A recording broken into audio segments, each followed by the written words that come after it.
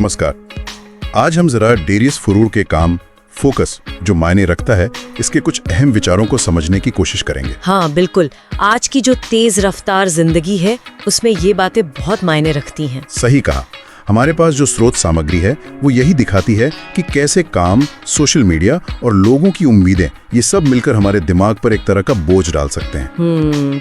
बिल्कुल, एक कांस्टेंट शोर सा है चारों तरफ। तो आज का मकसद यही है कि फुरूर के विचारों से थोड़ी स्पष्टता और शायद थोड़ी शांति कैसे पाई जा सकती है, इस पर बात करें। अच्छा टॉपिक है।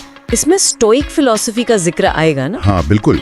हम स्टोइक सोच के नियंत्रण का विभाजन पर बात करेंगे, फिर ध्यान भटकने से कैसे बचें और डर और पछतावे जैसी जो भावनाएं हैं उन्हें कैसे समझें। बढ़िया, तो शुरू करते हैं। हाँ, तो सबसे पहले ये स्टोइक आइडिया नियंत्रण का विभाजन मतलब सीधा सा है कि सिर्फ उन चीजों पर ध्यान दो जो तुम्हारे वश में है। जैसे हमारे अपने काम, हमारे इरादे, हम किसी चीज पर कैसे रिएक्ट करते हैं।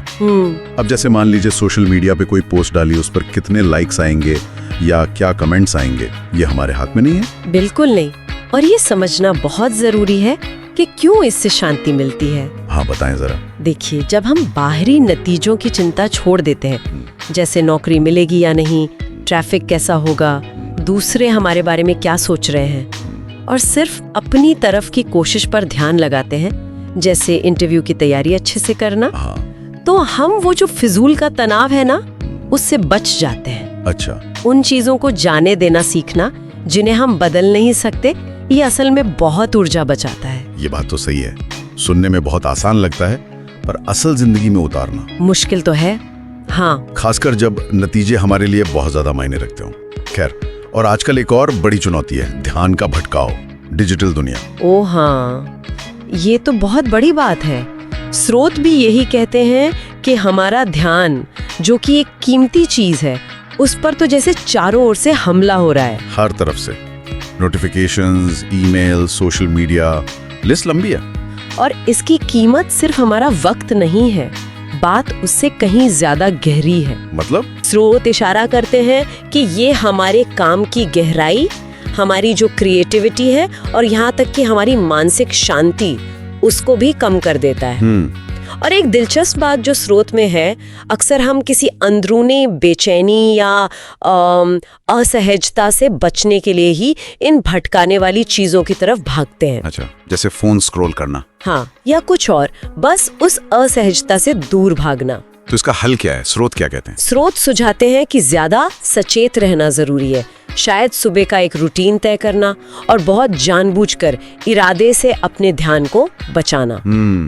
जानबूझकर प्रयास करना। हाँ, इसी से वो गहन काम या डीप वर्क संभव होता है, वो काम जो सच में महत्वपूर्ण है और जिसमें पूरी एकाग्रता चाहिए। यानी ध्यान भटकाना सिर्फ टाइम पास नहीं है, ये किसी गहरी चीज से भागना भी हो सकता है। बिल्कुल। अब आगे बढ़ते हैं डर और पछतावे पर।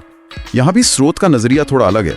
वो कहते हैं डर को दुश्मन की तरह मत देखो। हाँ, बल्कि एक गाइड की तरह। गाइड कैसे? कहा गया है कि डर अक्सर वहीं महसूस होता है जहाँ कुछ बड़ा या कह सकते हैं कुछ सार्थक करने का मौका होता है। अच्छा। जैसे पब्लिक स्पीकिंग या कोई नया प्रोजेक्ट शुरू करना। बिल्कुल सही। डर एक तरह का सिग्नल है कि हम अपने कंफर्ट जोन से बाहर निकल रहे हैं और वहीं पर सीखने और आगे बढ़ने की गुंजाइश होती है। ये तो सोचने वाली बात है। और पछतावे के बारे में? पछतावे के बारे में स्रोत कहते हैं कि ये अक्सर तब होता है जब हमारे काम, हमारे जो अंदरूनी मूल्य हैं, उनसे मेल नहीं खाते। तो इससे बचने का तरीका क्या है? वर्तमान में, अभी में अपने मूल्यों के हिसाब से सोच समझकर फैसले लेना, ताकि बाद में ये न लगे कि अरे ये मैंने क्या कर दिया या क्यों नहीं किया। बिल्कुल। कई बार डर की वजह से ही हम मौके छोड़ देते हैं और वही बाद में पछतावे का कारण बनता है। हाँ, ये होता है। स्रोत ये भी कहते हैं कि डर को समझना जरूरी है। क्या ये वाकई किसी खतरे का डर है या सिर्फ मन का बनाया हुआ डर है? अच्छा, मतलब लॉजिकल डर बनाम साइकोलॉजिकल डर। हाँ, कुछ ऐसा ही। और फिर डर के बावजूद सही कदम उठाना, वही तो साहस है।